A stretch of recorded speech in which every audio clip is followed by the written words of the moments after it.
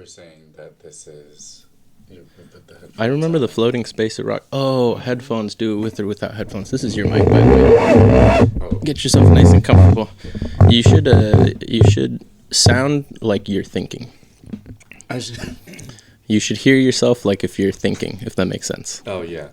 That sounds... So is it still not... You got to get it nice and... Put it like maybe about 6 inches from your face. Okay. Yeah.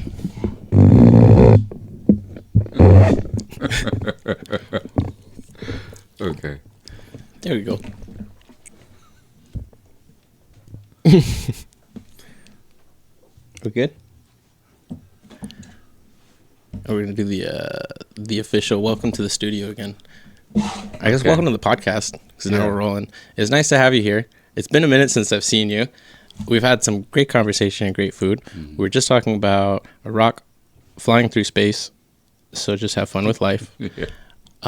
I've been waiting to ask about all of your photography and video stuff, because there's one video, and I forget the name of the song, but it goes... That shit plays in my head fairly often, and it's the visual of you fucking dancing. It's sick as fuck. It's like, it's legitimately one of my favorite visuals, and I've shown a grip of people. I'm like, just, this is what's in my head right now, and I love it. And to be honest, what I landed on is... you know when you see those memes where it's like, oh, I just woke up and my sleep paralysis demon dancing in the corner. It's like it's like it like gives me that, but it's so enjoyable. It's like not in a creepy way, but it's like that vibe. But if share more about the style that you've leaned into. How would you describe it? How did you find yourself in like backlighting, I guess is right? Yeah, I mean, I like silhouettes. I've always liked silhouettes. But funny enough, I didn't like the silhouette like drawings or cutouts. So, you know, like the old-timey, like, it's a silhouette of a person in a frame, like usually an oval frame. I don't like those. But I like silhouettes in photos. I like silhouettes in videos. It's also, like, it happened naturally. Like, I unintentionally was taking photos of my silhouette, trying to figure out lighting. And then I also... am very private or very particular about where I share my face. So I'm also like, it took me a long time actually to get comfortable enough to post my work online, outside of people just, you know, stealing it. Not saying it's overly amazing or anything, but you know, that shit happens. But it was definitely, I wanted to make sure that if it were to get popular or get traction or someone to look at it, they didn't necessarily have ownership of my face in that way. And so it's an accumulation of things. But I really do just like the idea of, especially in videos, like the idea of making shapes and what the body can do, different things in lighting. I really like lighting. So the different things the body can do, that part, your movements, you're not doing it in like a slow down and then you like, or what is it, like in extra frames and then you slow it down. You're not doing any camera manipulation, right? No. You move in such an interesting way. Yeah. It's is it alluring that I'm working with? It lures you in. It's very attractive, very attracting. You just can't help but watch. I'm just like fixated. Like, yes. Whatever it is, yes. Yeah. It's really, really cool. Yeah. I've never seen anybody use silhouette in video. I don't think, at least. Okay. So that's why when I saw it, I think that's what captivated me so much. And you've also done another one in I think you put the camera in a washing machine or a dryer. Yeah. It took me... Did I ask you? No. Okay, then it took me the longest to figure it out. Okay. Because I was like, how the fuck did he do this? I was like, this is so cool. And I sat there and I watched it. And I think there's a reflection or something where I was like, oh, no way. I was like, that's so cool. How'd you do that? Did you tape? What would you do? Oh, no, I just placed I balled up a what do you call this? Like a hoodie? A sweater? Yeah, in the dryer, and then I put my phone on it. Because That's really like smart. my process is like I hear a song first and then I see the visuals. So like if I'm inspired by a song, then my mind will like run. So then I saw the song and I was like, okay, well, I need something to put like my phone on in the dryer. I don't need to play the song. I just need to make sure it can be seen. So I had it propped a certain way because it kept falling a bit, but I had it propped a certain way. And then I just shot it all on my phone, and then everything else was done in post-production. It was genius. Yeah. For a second, I thought that you had some type of cylinder on the floor and you were going around it. But I was like, he's too smooth. I was like, he's too smooth. That was really cool. Do you have any other projects that you're working on now? Right now, I mean, there are a few that I would like to work on. I think we all have them. Yeah, but nothing at the moment. I'm really focused on like trying to finish this semester with school, so that's been taking most of my time. But like, I always have projects and stuff. Most of those videos that I posted online have been stuff that I've done in a day because I can't get it out of my mind, so I just spend literally all my time. I don't go to sleep on like editing it or shooting it and then making sure that it's up and done, because then I'll have to sleep on it. And then I want to watch it the next day, and then I'm like, okay, cool. But most of that stuff is done in a night or a day, and I haven't had that much time to like spend a night or a day. Yeah. Just dedicated to the project. Very interesting. How'd you get into photography? My parents got me a Fisher-Price camera at, I think I was like 5. Damn. Yeah. So you had a camera in your hand for a long time? Yeah. No shit. I loved it ever since. It was red and yellow. Do you still have it? No, I don't. I wish I still had it. Yeah, no. Do you shoot film? Not since I was little. So you started film? I started film. Yeah, I think I got, actually, before I moved, I got a film camera. But I didn't know that you can't take film through is it like an x-ray machine? Whatever, through the airport. Whatever that machine is. I think they're x-rays. Yeah, it messes up the film, and I put all of them through it. Oh. So, yeah, so all of the photos have been distorted in some form. Huh. Do you know why it distorts film? It's the particles. It affects the emulsion on the paper. Interesting. Or not the emulsion on the paper, but on the emulsion on the film. The actual cellulose, yeah. Yeah.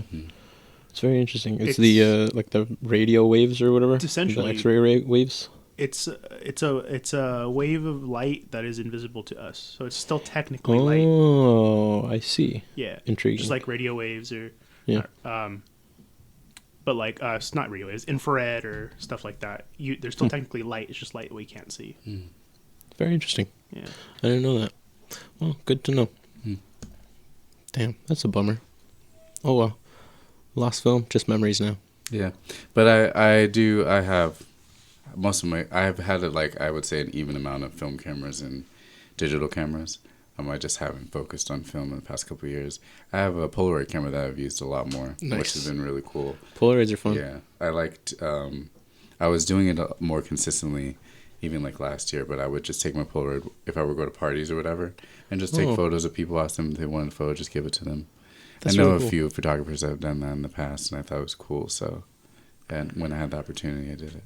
That's dope. Yeah, that's a really thoughtful thing to do too. I think so. Yeah, and I like taking most of my photos and stuff that I work on. I don't like editing that much. Like I know for specific projects, post-production and editing is important, but like for my personal work and stuff, I've told Eric many times that it's literally the reason I don't even carry my camera anymore. 99% of the time I just don't want to edit whatever I end up snapping. Yeah, it's I want to like try and capture the moment as much as possible and walk away from it. I had a project, like one of my first big gigs was a wedding. Like for the first time of like paid work was like a wedding. That's dope. And I never shot a wedding before. Absolutely. And I did it with one other person, and got to the church, and don't know who she was, but she worked for the church or the wedding venue or whatever. She told us 5 minutes before the wedding started, we cannot use flash photography. And we had to sign a document because the type of paint that was on the walls in the church and the stained glass as well, the flash would possibly mess up the paint. And so we freaked out in that moment because it was like, okay, how are we going to do this? So we had to do a lot in post-production. But on top of that, the bride wanted me to alter her body in a way where I was like, in that moment, I said no, of course, because that's more money. But in that moment as well, I was like, I don't want to do work, for me personally, if it's my own personal work, where I'm doing a lot of editing after the fact, because part of the reason I got into photography and one of the reasons why I love photos is because I like looking back and seeing that exact moment in time. Yeah. Edit it here and there, what you want for whatever project, but like photos that I keep, photos that I would think, for me, my wedding photos, I don't want my body altered in any way, because when I look back, God forbid I have a mental disability, but like, I want to be like, oh, that's what I look like? Damn. I'm like, all right. Maybe that shit wasn't edited either. Yeah. Yeah. And most of the videos that I edit as well, I don't edit I don't do much to the video itself. Yeah. I'm mainly focused on the song that I'm editing. So I splice up the song usually different than how the song is released. Interesting. So like the video with my afro on Instagram, that song is not arranged that way. So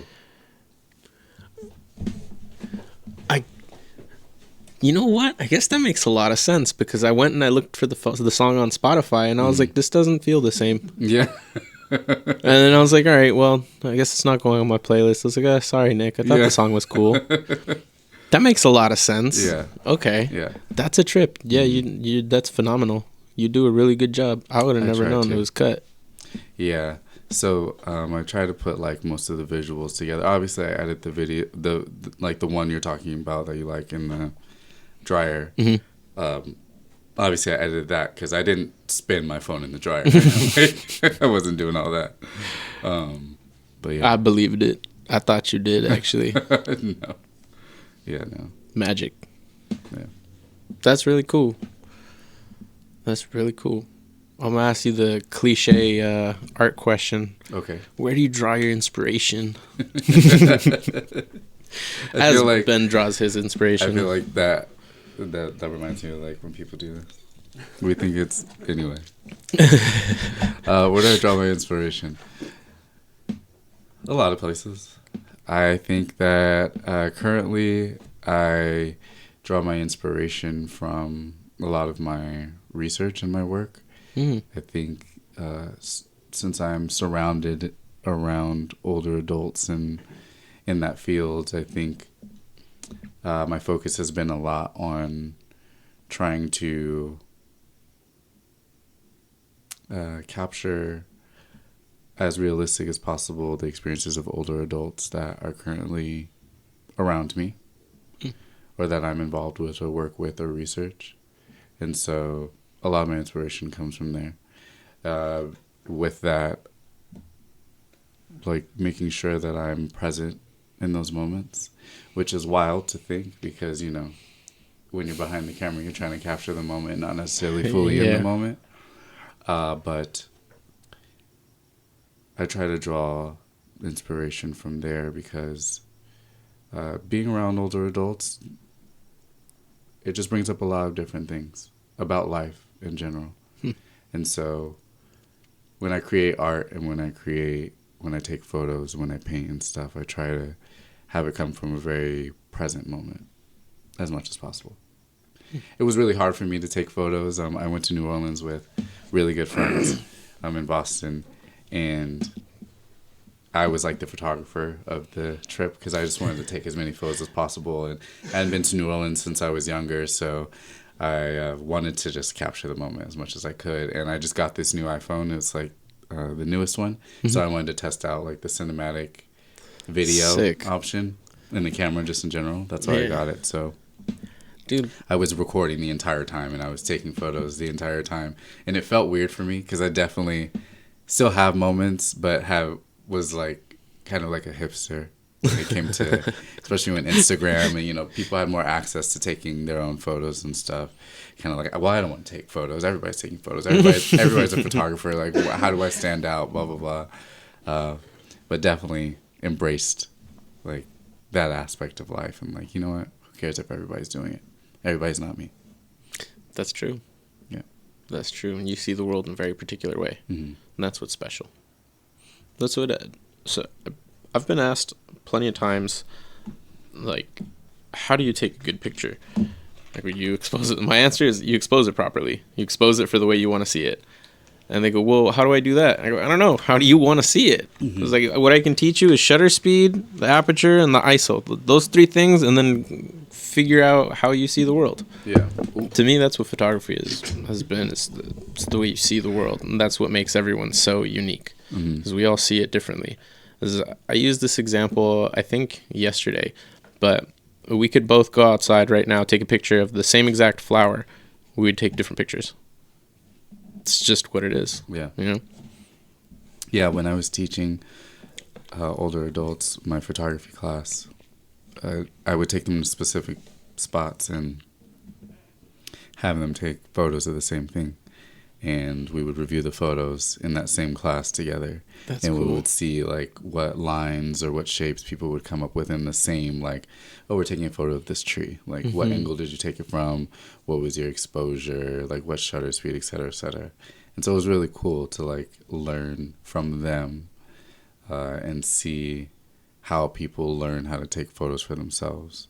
Mm. Yeah. That's interesting. That's a really cool and unique perspective and view to have, to watch other people kind of find their eye. Mm-hmm. That's really cool. Have Yeah. you felt that it's kind of helped you with like some of your framing and shots? Like, have you picked anything out of it? Like, oh, I've never thought about that before. Quite honestly, it just reinforced the basics of like a camera in my mind. Like, it's really hard for me sometimes to pick up really, in my opinion, basic things. I guess it's not that basic if I'm not picking it up. But with that, it reinforced like, okay, if I'm going to teach this, I better know how to use it. Like, if I'm going to show somebody else how to do this, if they ask me how to do it, I better have a response. Yeah. So it definitely helped me in that regard. That's fair. Yeah, I have the pleasure of always being in a controlled environment now with light. So my camera stays at its settings. I could just pick it up and I fire away. I focus in. I know I'm gonna be good. It don't matter. But yeah, no. You see, also you have the film background, so skill, in my mind at least, skill wise, you're like Master Sensei Jedi. Okay. Because if you like, I've always thought if you shot film proficiently, you have a really good eye for what exposure should already be. Because this is what I learned in film. I thought I could just take so okay, there's a couple of things that I learned. I took a 200 ISO film cartridge or film roll to the beach, shot it all, thought I was exposed. My meter said I was proper, but I didn't know that on old film cameras there's a little aperture button on the bottom that like actually releases the aperture for the lens so that so it goes to the proper aperture. So I just shot a whole roll of like straight white film. It was cool. And I was like, all right, I'll put you away. And it's kind of just like sat there since. Yeah. I haven't exposed any of the other film. Yeah. There's like 6 rolls of film I shot, and I was like, I have it. I don't know what it is, but I don't want to be disheartened again. I'm just like, it's fine. It lives there. I have a few more rolls that I got from the camera I was talking about earlier. But one of the rolls I had developed, they were all overexposed. And there's one photo that survived of him in front of on 4th Street in Long Beach, in front of the LGBT Center.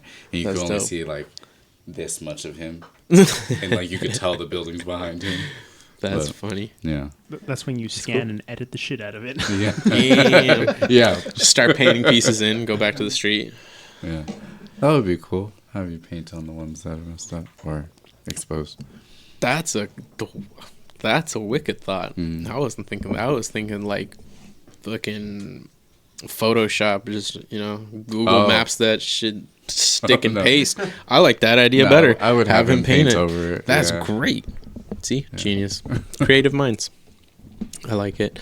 I've been eyeing these sour belts, so I'm gonna pop them open. Yeah, they look delicious. Bro, these are my favorite.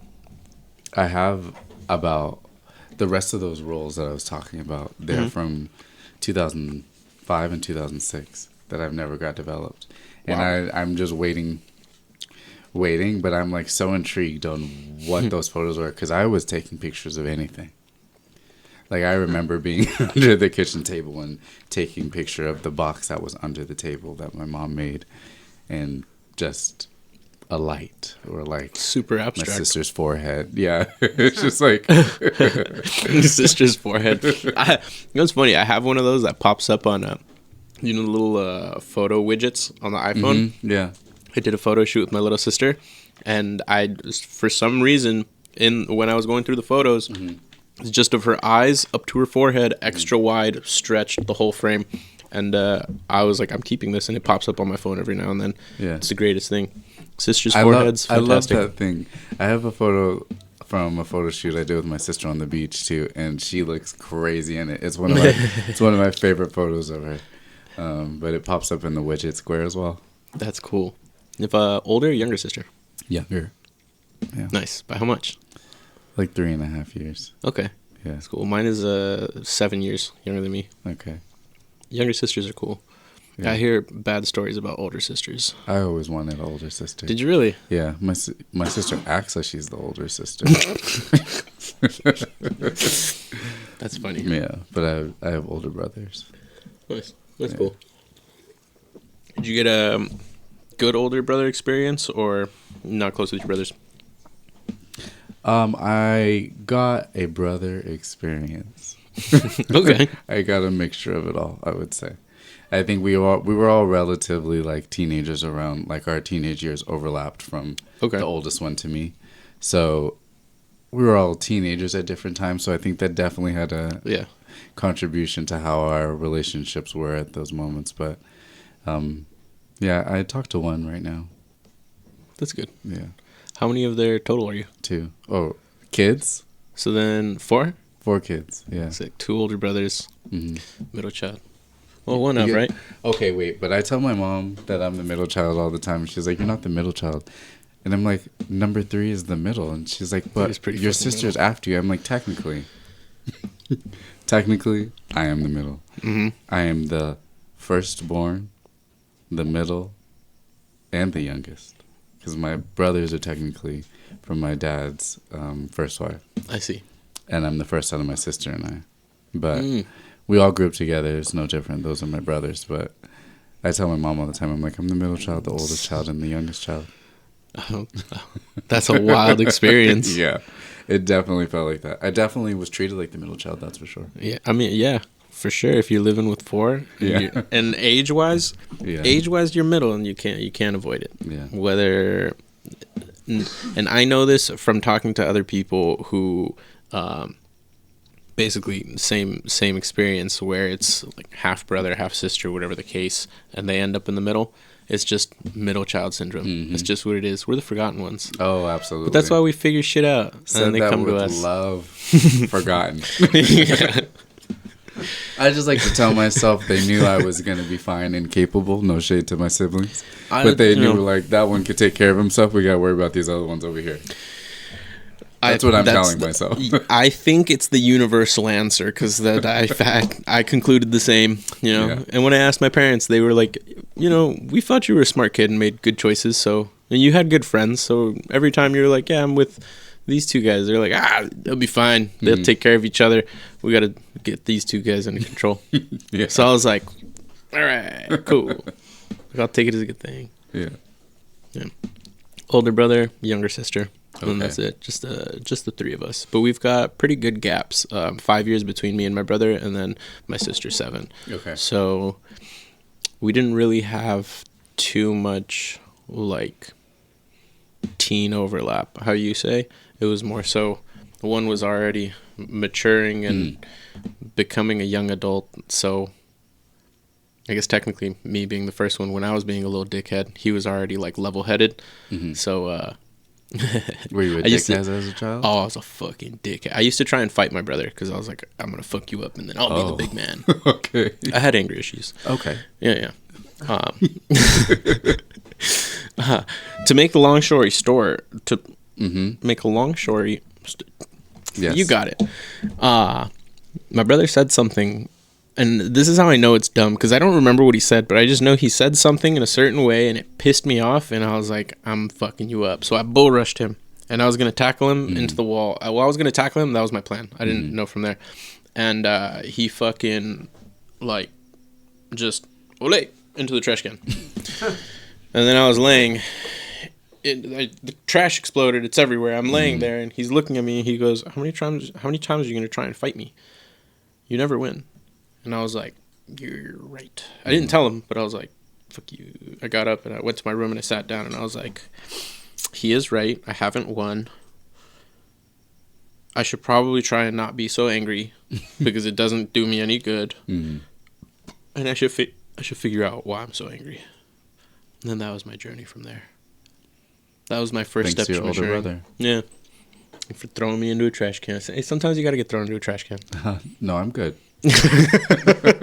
You're like, not me. You could just say it to me. When it comes to possibly damaging my face or body, you can just tell me. I won't do it. That's funny. Yeah. And then by the time my little sister was a teenager, same thing. I was already like in my early teens, like 18, 19. Okay. Yeah. I became her guardian pretty much. So much to the point where she was playing softball, and like a quarter into the season, I was at her practice just like sitting there on the foldable chair. And it was one of my favorite things. I would go take her to practice, watch her practice, and I would have sunflower seeds and a Gatorade. Okay. It was fun. I would just pop sunflower seeds. What sport did she play? Softball. Softball. Okay. Yeah. One of the parents comes over and is like, we've been talking amongst the parents like for the whole season now. What do you do for work? Because like, how old are you? And I was like, 19. They're like, wait, hold on. Is that your daughter? I was like, no, that's my sister. They're like, oh my God, okay, because like you have a new truck, like you have a 12-year-old daughter. Like we were like, how did you do this? This doesn't make any sense. Yeah. And I was like, no, that's my dad's truck, and that's my sister, and I have sunflower seeds and Gatorade. And they're like, all right, cool, but no, it was a good time. It was one of my favorite periods. And Gatorade were the shit. My brothers did baseball, basketball, and football. Oh yeah. And so that was like the snack. My mom would have the seeds, and then the players would have all the Gatorade and snacks and stuff. So yeah. Good memories. Definitely. Did you sport? I did. I did all the non-contact sports. Tennis? Again, damage to my body and face. We're not doing it. Okay. Yeah. Good. Tennis, track, cross country, dance, golf. Dance makes it. That was gonna be my next. That was my next non-contact. I love golf so much. Oh, you do? Yes, but I've never actually played like golf. I've mini golfed, and like that shit gets heated. Yeah. I putt for sure. Okay. I put a good effort in. Am I great? Sometimes. Yeah. But like it's very intriguing. I've had a buddy that's golfed since we were 6, and I've always wanted to golf with him, and he's just been like, trust me, dude, you don't. And I'm like, no, I really do. Just like take me to the drive, and he's like, you don't want to do this to yourself, man. And I'm like, what is it, like coke? Is it meth? What the fuck? Why don't I want to do golf? And he goes, it's expensive. It's very expensive. It can be. But like the driving range, at least. Come on. That's cool. Yeah. Like, the way I look at it is like, imagine having to buy multiple fishing rods just to go play one game. That's valid. That's the way to think about it. That is valid. Decent. But I heard that technically you only need 3. Well, the driver, the wedge, and your putter, and you could be solid, right? You could be. Oh, all right. You're going to struggle, but you could do it. Yeah. You'll get through the game. Interesting. Speaking of fishing, I loved fishing when I was younger, too. Really? I would do it with my grandma. What? That's sick. Mm-hmm. Shout out to grandma. Yeah. That's dope. My nana, yeah. What did you used to catch? Whatever we caught, I couldn't tell you. Did you guys eat it? I just liked the act of doing it, but like when I was young, like much younger, I could put the bait on. But as I got older, you know, it really set in. I was like, I'm not touching that. Like, I'm not doing that. So put it on the hook for me, and then I can do the rest from there. But like, yeah. But she taught me how to gut a fish. She taught me how to fish in general, but she taught me how to gut a fish and cook it different ways, and it was just a cool bonding experience that we had. Yeah. She's still, I don't know if she's done it recently, like in the past year or two, but she I would say like as of like 3 years ago, I called her one time and it was nighttime. You know, you call your grandma, what do you think she's gonna be doing at night in Texas? Sleeping. Fishing in the middle of a lake at night with no lights. Okay. Yeah. No boat. Grandma. She's in it with she's in it with her legs. Okay. Like, all right. She's like, yeah, I should probably be going home soon. I'm like, yeah, it's 10 p.m. It's dark out there. In the middle of the lake. Yeah, go home. And you know what? Grandma doing good if she's in the middle of the lake in the middle of the night. Yeah. Dude, what? I'm getting Grandma in the middle like of crazy. the lake in the middle of the night. Yeah, Yeah. That's what happens when you pod for that's valid. months. Yeah. A little tongue tie. Yeah, but she's cool. This is my dad's mom. Nice. She taught me how to fish. My dad taught me how to golf. Very cool. Yeah. I've always felt that golfing is the best sport for business. Yeah, unfortunately. Unfortunately. Yeah, I mean, fortunately and unfortunately. Why I say unfortunately? unfortunately because I'm like, it would be more badass to me to have a business talk over a game of tennis. Really get some physical activity going, you know? That's crazy. You know, golf could get really uppity real quick, but it is good for business, for the stereotypical businessman. Rugby Focuses on business golf. meeting. You know, The rugby Look. business meeting. some things I feel like we need to go back to the old days. Like we need to have duels. I second that motion. We can get rid of guns. Just Let's bring your hands.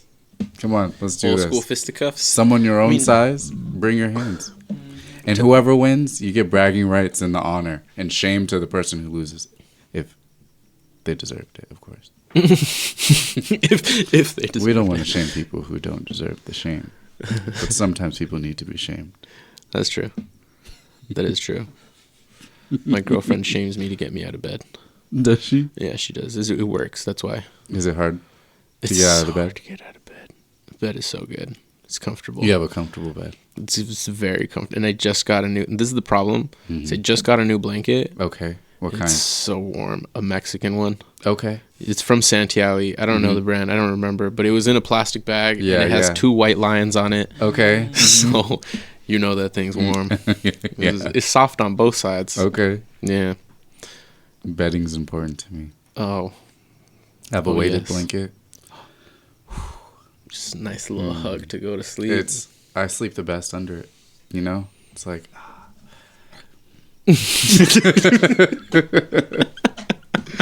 that shit is heavy though. Like, dude. it's heavy. It's 25 pounds, but I have the lighter one.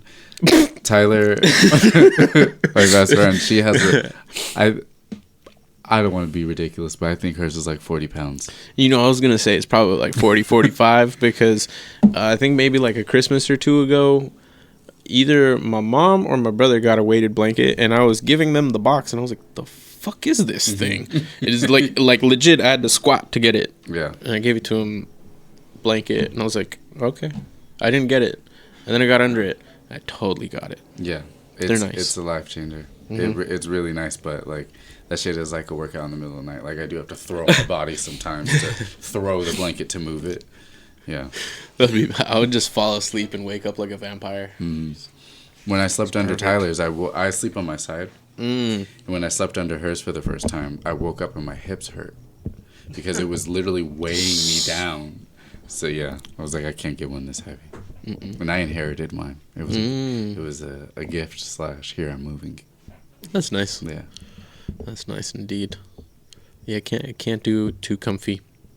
I try to find the fine line of like comfort and discomfort. That when the alarm is off. Okay. Yeah. Because if I'm too comfortable, I don't want to leave. Mm-hmm. But if I'm like just comfortable enough, I'm like, all right, cool. But the alarm will go off and I'll wake up and I'm like, all right, I'm already a little cold. Yeah. So if I just get up and go put a sweater on and my pants, I'll be warm. Mm. So it gets me out of bed more. This is that psychology. Okay. Mine is more my body. Did I get a good night's rest? I'll get up no matter what.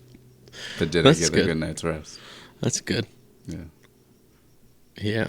I don't know if I can answer that one. I'd probably say no because I wake up tired. Okay. Like, ugh. How are your pillows? Well, they were old, and then got 2 new ones, but I think they're too big, like poofy. Okay. Because if I try and sleep on my side, I get a kink in the neck. If I sleep on my back, I get a different kink in my neck. Mm-hmm.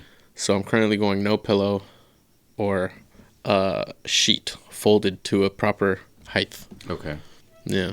Sometimes I'll just straight raw dog it, nothing, and legit vampire sleep. Mm-hmm. And it's like the greatest sleep I ever have. And I swear to God, I don't move. I wake up, my hands are still on my side, and I'm like, oh, how about that? Yeah.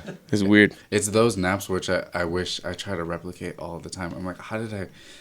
It was the right temperature in the room. Mm-hmm. Like, my body... I'm not even laying how I normally lay in the bed. I'm, like, crooked or, like, opposite on my bed. And I, like, wake up. I'm like, that was the best sleep ever. Like, I was asleep for hours, like 45 minutes. I'm like, it was a nap, too? Wow. A whole night's sleep in half the time? Man.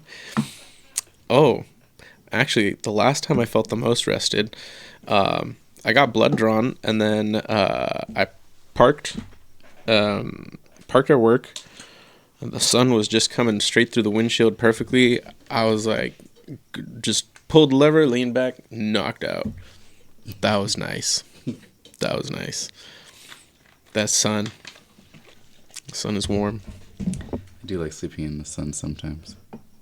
The sun is much hotter here. Oh, yeah. Oh, it's spicy. Yeah. Yeah, it actually burns. It's like you ever had somebody put a magnifying glass on you? No. It hurts. It hurts. Okay. Yeah. I'd imagine. You're talking about when they point the sun through it. Uh-huh. Okay. Mm-hmm. I didn't know it was getting pointed at. Oh, okay. And I was sitting there and I was just like, ah. And then I heard giggling. I look over and one of my friends was like, I was like, you fucking asshole. Wow. They're hot. They're real hot. Yeah. That's why they can start fires. Yeah. But yeah, that's what the sun here feels like when it's a little too hot. It's a full circle. I was thinking about magnifying glasses, burning things. My mom left a box outside once. Okay. And it had I don't know if I had a magnifying glass, but it had a piece of glass. Mm-hmm. And it was not covered. Hot day. Box caught fire. Oh, no. Right in front. Yeah. Okay. She was crazy. You caught it in time, clearly. The neighbors did. Okay. Because nobody was home. Shout out to the neighbors. Wow. Yeah. Yeah. Are they still your neighbors? They sure are. Good neighbors. They are good neighbors. Hopefully. Oh, yeah. They're good neighbors. They're the best neighbors. Cool. Did you know have you ever had neighbors where you have a communal glass tray that just passes back and forth between the house with food because you don't know whose it is anymore? No. Oh, okay. So,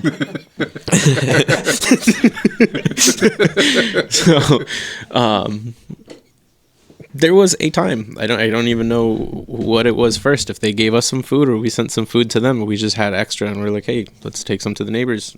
There was a glass tray, took them food, and the air of the culture of like, you don't return a dish empty. Mm-hmm. So they made us food in the dish, and we thought, or they thought, we don't know whose dish it is. So you just keep sending it back and forth with food. Okay. It's very nice. It's cool. Very neighborly. Yeah. Very, do you have some sugar? Yeah. Yeah. It's cool. They're good people. Cool. Community. Yeah. It's important. It is very important. Definitely what got me through in Boston, or is getting me through. Yeah. How you've been 4 years now? 3 years. 3 years. Like, yeah. I don't really know how to count the time. I don't, because I feel like I don't know when I moved. I don't remember when I moved, but I think it's about 3 years. It's all a blur. Yeah, it's gone by so fast and so much has happened, and I think so little time in the grand scheme of time, our time. But like 3 years. Yeah. You have some pretty profound thoughts, by the way. Do I? I think so, at least. Okay. Maybe it's just me, but you said it seemed like a lot of time, but it's actually a short amount of time in our span of time. And I was like, yeah, actually. Yeah. Because 3 years feels like a lot, but it's not. No. It's not. It's a little fucking blip in our stories. Yeah. Yeah, I guess how I was telling you that, like, I still feel like a teenager, right? Because I feel like I never had like I'm an adult now moment. I've just been having fun doing what I like to do and have just gotten older and have had more responsibilities. Okay. So I guess that's why I still feel teenish. But if I think back to like when I was a teenager, like high school, that was so long ago, but it also feels like it was just yesterday. What do you think, if ever, will be your I'm an adult moment? Probably when I have a kid. I think that would be where I'm like, all right, now that there's like some serious repercussions to things.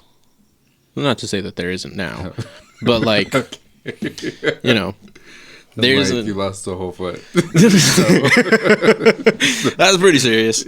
You know, it's funny. I never thought about that once, and now when people are talking to me and they're like, "Yeah, I want to get a motorcycle, this and that," I never go like, "Oh, you could die on that," because that's what everybody always told me. Yeah. And I go, "Yeah, but I die. It's lights out. I'm not here anymore. I don't fucking deal with it. It's over. Like that's it. Everyone dies. I'm gonna die at some point. If I die on the bike, like." I was riding. It was fun. Yeah, people like, should say that's the thought. It can lead to death. What I say is you can live the rest of your life without part of you. That's a different fucking statement. Yeah. Because if somebody would have said that, like, hey, you know, you can lose a foot on that thing and be an old man just on one foot, I'd be like, huh? I'd be like, yeah, you could just like, you can get in a crash and you won't die, but like, you'll be seriously injured or maimed for the rest of your life. I'd be like, huh, that's a really good point. Yeah. But like, you could die. That's like, yeah, it's game over. It ends. So what? I die. But, like everybody I've came across has had that thought. And when I say that, you can live the rest of your life without a part of you, people go, oh. And that's what I wish somebody would have told me. Yeah, you asked me earlier about like, what do I get out of being around older adults and like what got me into gerontology, and a big reason was like framing things, framing life, etc. But one part was language, like how we frame things to each other, or how we communicate things to each other. Because yeah, you could say you could die on a motorcycle, or you could say what you say, you know, live the rest of your life missing a part of you. Language is important. Words. It is how you communicate. That's something really interesting.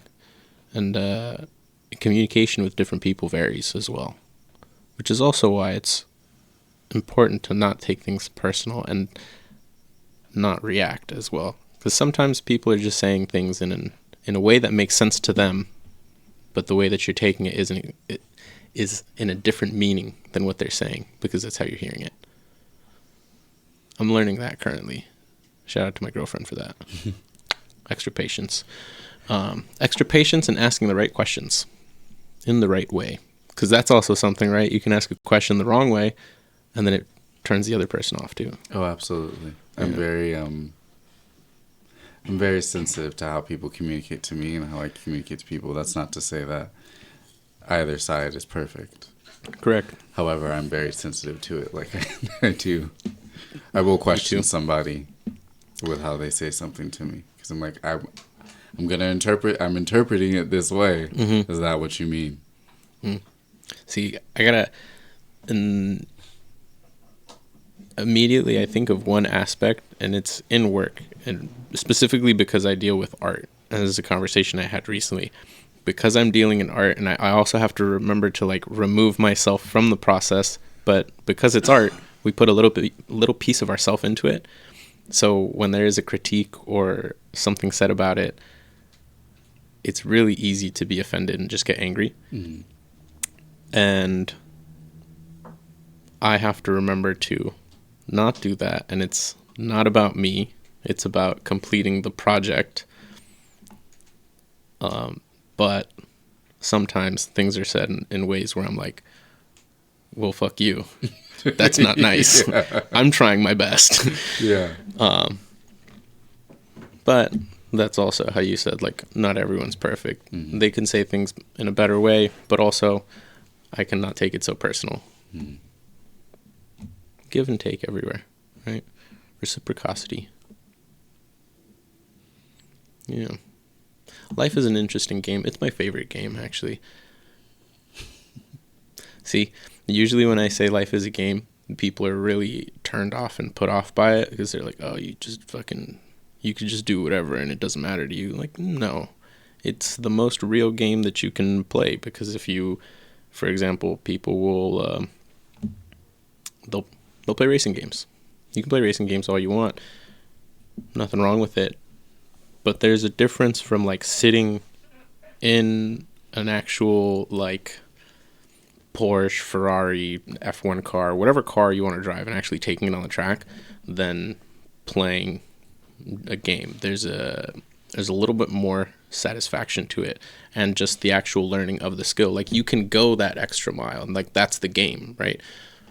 But it just has more serious repercussions. Foot. Same. It's all a game. Money, life points. How much money do you have? You can do more in the game. If you don't have as much money, you can find more ways to make money. Change your character. You can look however you want. You can be whoever you want. There's no, like, set thing for you. It's not like the movies where you were born a peasant, so you stay a peasant, and if you were born a knight, then you will be a knight. No. Sure, you get dealt a different set of hands where, for sure, 100%, some people just have the upper hand. But those people can also end up with fucking needles in their arms in the gutter. And we've seen that as well. Like, it's just how you play the game. That's the way I see it. It's a fun one, though. And the pieces or tools you were given in that game as well. Mm-hmm. You can acquire more skills. Or lack thereof. You can lose them. Damn, you can lose them. Yeah.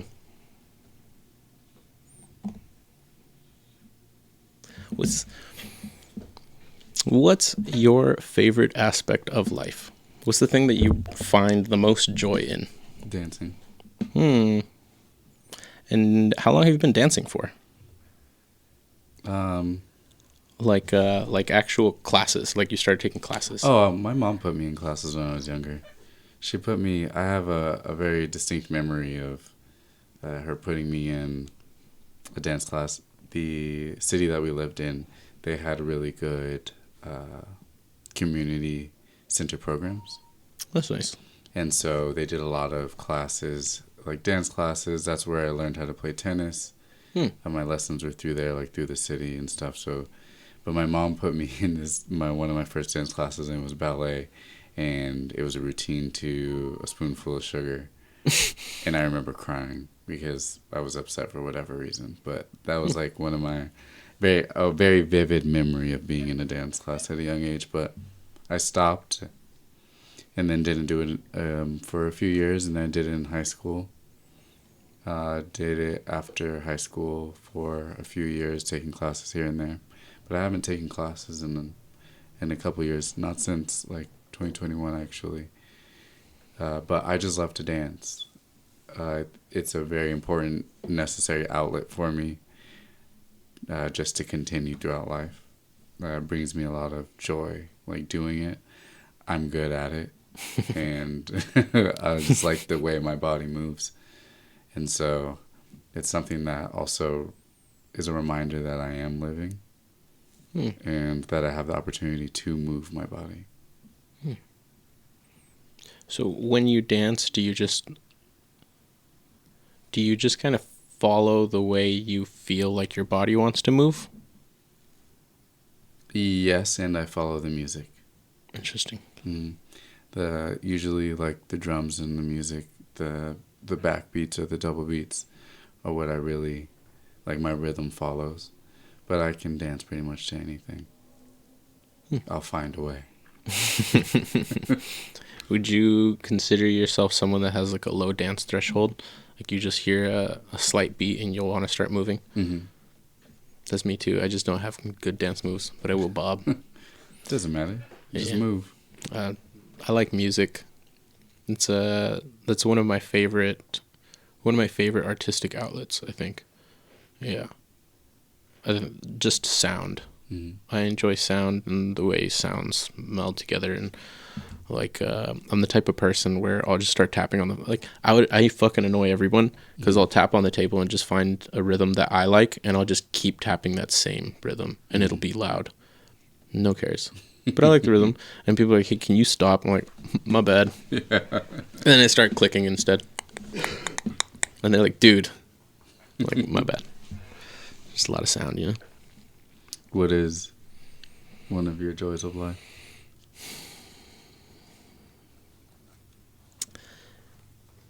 As of recent, I've really, really enjoyed all sorts of sewing machines. Thread fascinates me. Mm-hmm. And I have fully indulged and nerded out for like the past year and a half to understand how sewing machines work, how clothing is made, the different types of sewing machines, the patterns that they sew, why they're sewn. And it turns out that the most important aspect of any type of sewing, embroidery, whatever that has to do with thread is just tension, which right now I'm thinking, does it translate to life? And kind of, but it's more so, it wouldn't be tension, it would be more so balance. Like the word to use to translate to life would be balance, because in all sewing, you're working with two threads, and the goal is to make sure that one is not tighter than the other, essentially. You want to have like the perfect tightness between them to give you the most accurate representation or the cleanest finish to whatever you're trying to do.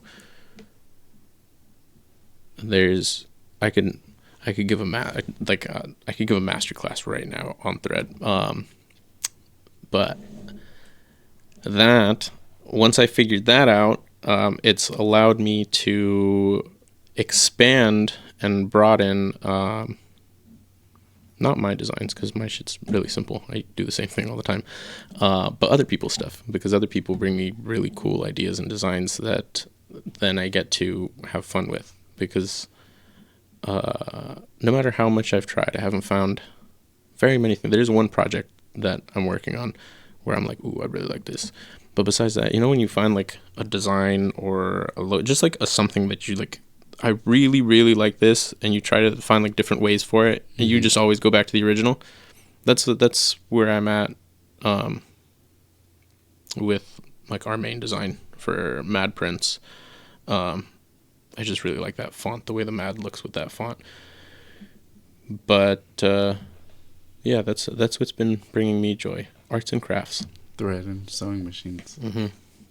It was really, really nerdy, and never thought that I would ever be in this realm, because as a young boy, I was drawing out designs that I wanted to put on T-shirts with screen print, and I do screen print, but I never thought that I would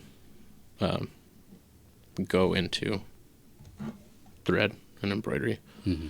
But it's fun. I like it. Yeah. What did you think you were going to go into or do with your life? Honestly, for a large majority of my life prior to going into garment development, I thought I was going to be a professional soccer player. I played soccer till I was like 25. and I started when I was like 6. And I trained specifically to be a goalie from the age of 8. And I was really good. I was really good, and I was going to get a scholarship, and then I didn't play my senior year because I had differences with the varsity coach. He liked favoritism, and I didn't like favoritism, so I was like, fuck you, and I didn't play for him. Were you the one who was benefiting from the favoritism? No. Is that why you didn't like it? So he had treated me poorly once, and then I saw him do it to a lot of other players, and it was the common stigma of this person plays for club or academy outside of school, so they don't have to practice. They're already practicing with like their A team away from here, so they could just like show up and start. I don't care how much effort you're putting into practice right now. They can skip practice. They're still going to start, but you need to try hard because you're the bench. And I'm like, that's not how it works. Like, you want to start and you want to be on the team, you show up, you play hard, you prove that you deserve to start at practice, you play the game, you play hard, you go back and you prove yourself in practice, and you improve in practice. Like, that's the way I always saw sports. Is like, we're a team, we're all here, we're all trying. If you're the best, prove it in practice, and then play the game, and keep your spot on the field during the game. I was sidelined twice by that coach, and then when I didn't want to play, he had no options, and he consistently came back and asked me to play, and I knew why he was asking me. It's because he had no option. I was like, I'm not gonna go back and play. Sometimes I wish I would have, but at the same time, I'm like, I enjoyed everything past it. Mm-hmm. So, and then I still got to play soccer later on with my buddies. We played indoor out in Southgate, I think, a place called Goals. It was a lot of fun. Yeah, so I thought I was going to be a soccer player for a really long time. And then out of high school, I considered being a CHP officer.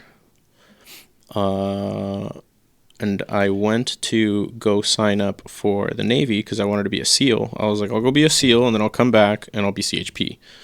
The Navy office was closed. They were like out for a run or something like that. And I was like, okay, well, who's next door? It was Marines. I was like, yeah, Marines sounds pretty cool. So I went into the Marines, and I was like, hey, what's up, whatever. And he was like, all right, cool. By the end of it, he was like, all right, so sign this paper and I'll make your dreams come true. Like, you're going to have X amount of money every year. You'll have a new car. You'll be able to get a house. Like, everything will be good. Just sign right here. And I was like, okay, cool. But like, what's my job going to be? Like, what do I get to do? Am I going to be do I get to shoot guns and stuff? Like, I want to do cool shit. I want to go on missions. And he's like, don't worry about it. We'll figure that out for you. You'll do cool stuff. Just sign right here. And I was like, nah, I don't like that. So I left. And then after that, I was like, maybe I don't want to do CHP either. And my brother started, or I should say, my brother opened up his first electronics shop. It was across from the town center. So I would just go and hang out with him. And then I was like, well, I should probably go find a job because I only had $50. And I was like, that's enough to pay my bill for the month. So I paid my phone bill for the month, and I was out to get a job. I worked at Pier 1 Imports for a year. Got a lot of really good managerial experience there. And then Alex came to me and was like, hey, how much are you making? And I was like, X amount. And he was like, cool, I can pay you X and I'll give you a set schedule. Because I didn't have a set schedule, and that was my least favorite thing. It was like, I'm trying to make plans, and my friends are like, hey, so are we going to do this on Saturday or not? And I'm like, I don't know, it's not Thursday yet, I can't tell you. I don't have my schedule. Shit's so annoying. So he was like, set schedule, same price. I was like, done deal, I'm jumping ship because I'm busting my ass right now for somebody else. I'd rather bust myself for us. So I jumped ship, we started doing electronics, and after about 4 months, we figured out that we could work really well together. He asked if I wanted to be partners with electronics. I said yes, and then I asked him if he wanted to make t-shirts with me, because I had started thinking about doing t-shirts again because I wanted to do something creative. I was trying to find a way to incorporate creativity into my everyday life. So I like to do crafts. I like to do arts and crafts. It's fun. I like to say I'm a professional arts and craftsman now. It's true. It's really funny when I'm doing shit. People are like, can you do this? Yeah. And I think about the process and I'm like, I take paint, I put it on this. It's arts and crafts, but it's fun. I guess that's why I feel like I still feel young, because it just feels like I'm doing all the shit that I was when I was a kid. Just like making stuff and playing with paint. And I never really played with thread when I was little. I knitted once because I was stuck in Vegas with my aunt and my grandma. I was with my aunt and my grandma that knitted, and I was like, that looks pretty interesting. They took me to buy some needles. I bought needles. I made a piece of scarf like that big, and then I gave up because I was like, this takes way too fucking long. But it was fun. It was cool. Yeah, I wanted to do shirts because I thought it would be a cool way to just be creative. I was like, I can make things and put them on shirts. But I was too caught up in trying to make money, because I was trying to design shirts with the idea of like, I'm going to be the next Supreme. I'm going to be the next Hundreds. My shit's going to be in all the stores and I'm going to make so much money, instead of like, I'm going to make myself a really cool shirt that I could just wear. And that's where I'm at now. And that's what I share with people too. If you're doing something specifically for the money, one, there's a good chance it's not going to be the greatest outcome. And then two, you're more than likely not going to have fun with it if what you're trying to do is have fun. And I get that there's some people that are like, money is important. Fuck fun. Money. Make money. Like, I get it. But like, life is fun. We should have fun. So like, make sure you're having fun. I'm on that side of the table. I like to have fun. So that's why threads. Yeah, so I landed there. Threads and sewing machines. Threads, sewing machines, paints, stickers, a laser. It's good fun. How long are you in town for? For a few more days. A few more days? What are you doing tomorrow? Tomorrow? Yeah. It's tomorrow, Wednesday? Yeah. Helping my mom. Okay, that's nice. Yeah. Are you going to be here Sunday, Monday, this coming week? Nope. Gone by then. Yep. Gasp. I was going to say, come through the shop. Just come look at all the toys. But I see when you post about like your machines fun. And stuff. Yeah. They're cool. The machine's cool. machine. Yeah, they're fun. It's cool things. My mom has a few of those. Does she really? Mm-hmm. My dad used to have a screen printing business. Really?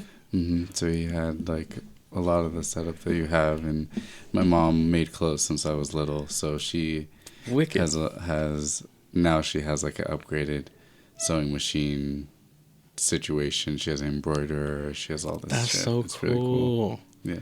So you come from like a super creative background as well. Oh, absolutely. Yeah. Makes sense. My dad is very creative as well, but yeah. He definitely is more business savvy than my mom. That's no shade to her, but my mom is more creative and the artist out of the two for sure. My grandmas I spent a lot of time with my grandmas, or in my child's mind, I spent a lot of time with my grandmas, and we would do crafts, all different types of crafts, and make different things. So that definitely fed into my creative side and my interests in painting. I always grew up painting, and it was really cool to have my mom be as crafty as she is. That's super dope. Yeah. So I didn't learn how to sew from my mom when I was growing up. She taught me when I was an adult. Oh. Yeah. That's funny. It just didn't interest me. A lot of things didn't interest me. Like, my mom's a professional makeup artist and hairstylist. I'm aware of how to do certain makeup things. Nowhere near on my mom's level. But it was always around me, so I was just, like, never fazed by it. And, yeah, I just never learned how to properly do it, because I'm like, well, she's there. She knows how to do it. Yeah. I just asked Mom. And like, she'll make clothes. She knows how to do it, type of thing. So as I gotten older, I wanted to learn for myself. So I've slowly been learning things from her or my dad in different ways. The where it grasps. Yeah. I've been doing the same. Going back to the roots, you know. Learning the things before they're gone. You'll like this. My mom makes a killer cheesecake. Okay. And I told my sister, I was like, yo, you got to learn to make it. And she was like, no, I don't want to. I was like, fine, I'll do it. So I asked my mom, I was like, can you make cheesecake and show me how to make it? And she was like, yes. So we get all the stuff, we're in the kitchen. And she goes, oh, son, I can't find the recipe. And I was like, well, you've made it so many years. You didn't memorize it? And she was like, no. But the good thing is, it's on the Philadelphia packet. And I was like, Mom, your cheesecake is the one from the Philadelphia packet? And she goes, yeah, look. And she opens it up. She goes, all these instructions right here. She was like, right there. That's how I make my cheesecake. And I was like, that's funny. Oh my God. Like for years, I thought. There's some special recipe. Yeah. It had mom's touch. So, it was a little more special than the store-bought shit, I just say it was cooked with love. I could taste it. I was telling the family the other day, I like when people cook for me because it tastes better. There's a difference between being seasoned with love and the fruits of my labor. They're different flavors. Okay. One is like, I can taste that you care for me, and the other one is like, I made this food for myself. One tastes better. Do you know how to cook? I can cook, yeah. I say I can cook because I prefer the barbecue a little bit more. Okay. I mean, barbecuing is, I guess, under the umbrella of cooking, but I'm talking about cooking on a stove. I can cook. It depends. What are we talking about? What do you want to cook? Do you know how to cook for yourself? Do you know how to cook for someone else? Mm-hmm. Okay. This is what fucked me. Rice. I couldn't make a pot of rice. Okay. Shout out to the girlfriend. Rice cooker. Fucking saved the day. I legit gave up on rice. I tried 3 days in a row. One time I got crunchy rice. The next time I got fucking like rice pudding. And then the third time I was like, this is good enough. I'm eating this rice. And Alex was like, dude, this rice is bad. And I was like, I don't care. I'm eating it. I was like, it's good enough. Fine. I fucking ate it. And I was like, that was it. 3 times. I'm done. Like, no more trying for rice. Yeah. So for a while I didn't have rice, but beans, pasta, eggs. I haven't cooked in quite some time, like actual stovetop cooking. I know how to throw shit together. So we eat very simple. Okay. If we don't have prepared chicken, me and Alex, because we'll meal prep, we'll take a large glass tray and we'll marinate a whole bunch of chicken. My brother. Okay.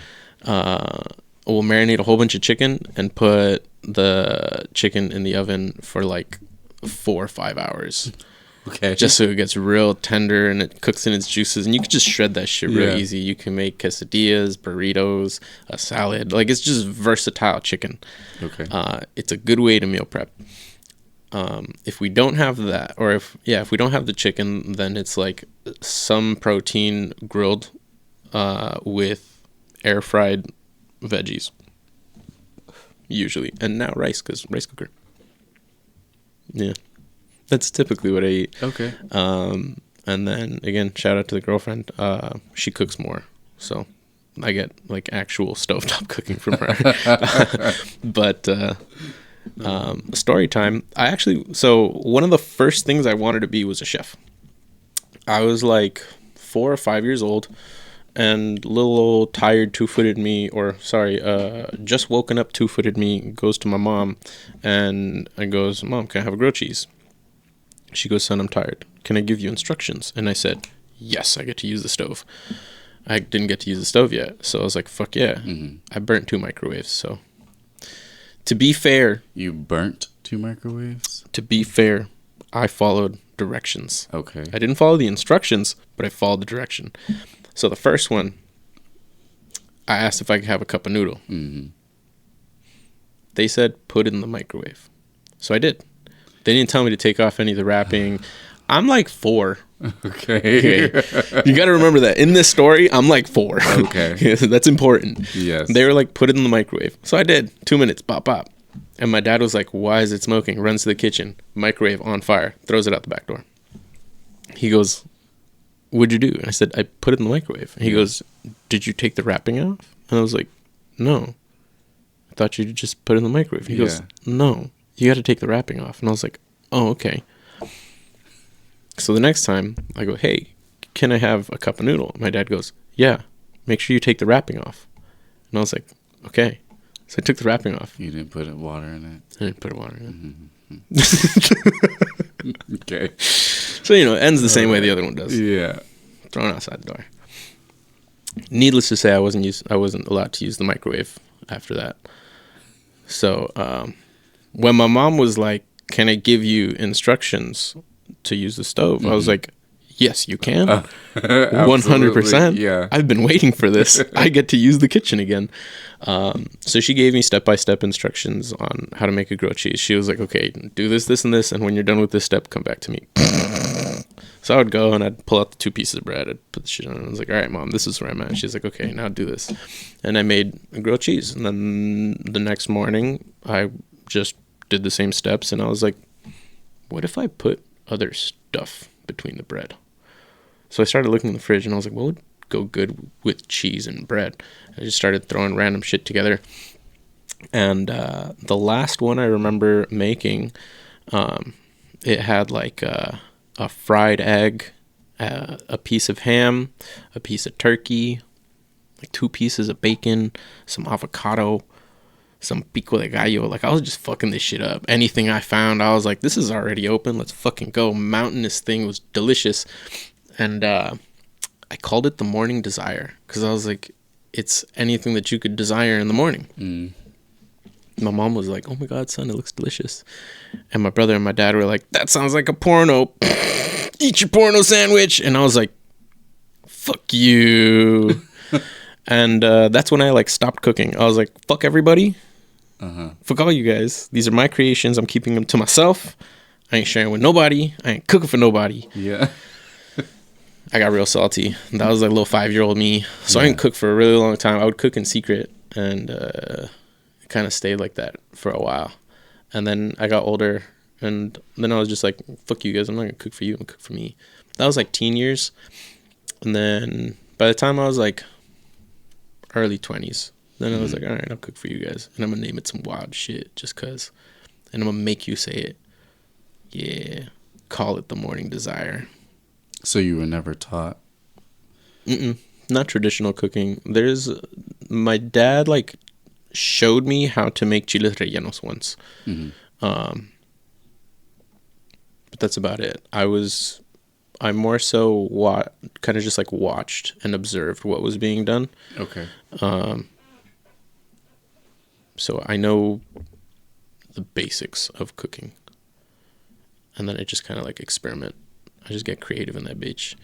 And I love spices.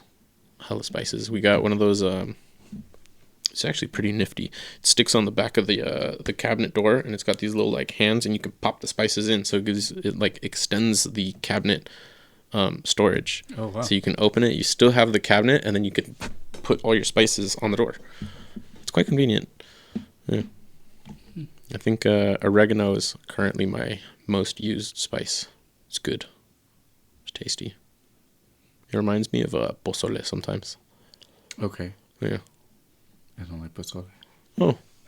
I found out maybe like a year and a half ago that oregano was the spice in pozole. Okay. Because I never actually saw it prior to getting placed in a tiny little bowl. And it was always whole oregano, not already like crushed up oregano. So you would grab it and you would put it in your hand and you would go like this and crush it up. It was, and I distinctly remember I loved and hated doing it. Loved it because it would make my hands smell nice.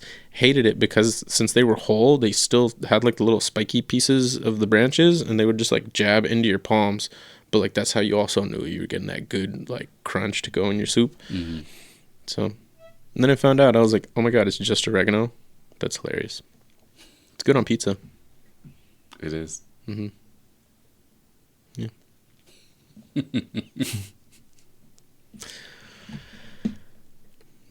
I appreciate you hanging in there, ramble there. No problem. It's I have where are we at it for time? 90. That feels about right. This will be a good wrap up. Nice little bow. You've heard the question because you've watched some episodes. Okay. So during your period of time on this earth, what's something that you've learned on this earth that has helped you live a better life? Okay. Yeah, because you've been in plenty of other places, you know. So just this earth specifically. Ask the question. During your period of time on this earth, what's been something you've learned that's helped you live a better life?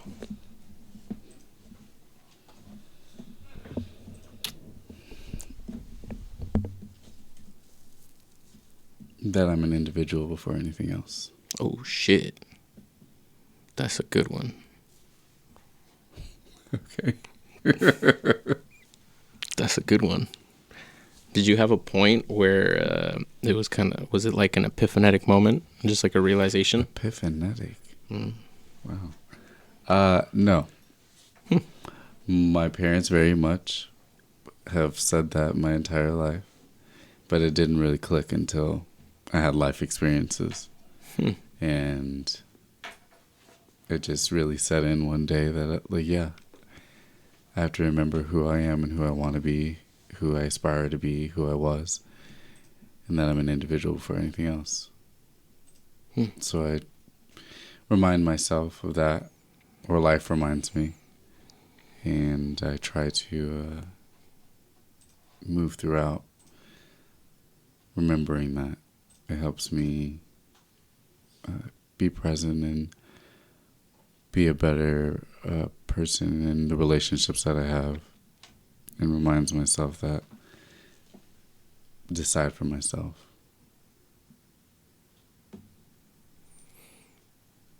I think that's something that a lot of us forget. Oh yeah, I mean, I remember every day, but you know. No, but it's good to hear. Yeah, it is good to hear. It's good to hear, and it's a great point. Put yourself first. Mm-hmm.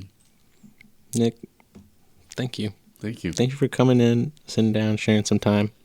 I appreciate it. I appreciate you, your mind, your creativity, everything. You're a cool dude. Thanks. Ben, thanks for sitting with us. Pleasure. Good night, everybody. What you been drawing, Ben? Oh, yeah, that's actually a great point. Yeah, what have you been drawing? Good job. Thank you. That's lit. Yeah, just some doodles. Pretty sick. You got Eric down here. That's wicked. That's really, really cool. Thanks. Do you sell prints? Not yet. But Not yet. Now that I'm done with school. Ooh, not yet. It's all about me. Oh, speaking of not yets, plug your IG so people can go check out your cool ass videos. My Instagram? Yeah. It's Nicklnebulous. Mm-hmm. Nicklnebulous. Mm-hmm, mm-hmm. Yeah. Thanks, guys. Appreciate it. No problem. Good night.